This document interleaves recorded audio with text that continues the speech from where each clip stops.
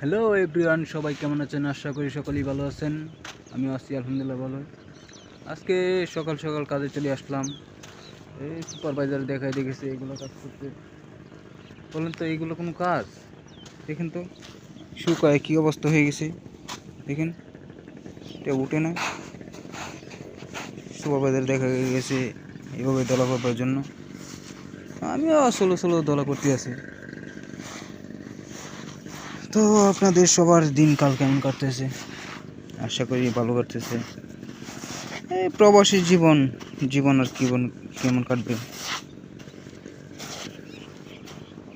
দেখেন, শুকিয়ে অবস্থা টায়ার্ড হয়ে গেছে। একটু বৃষ্টি হলে ভালো হতো।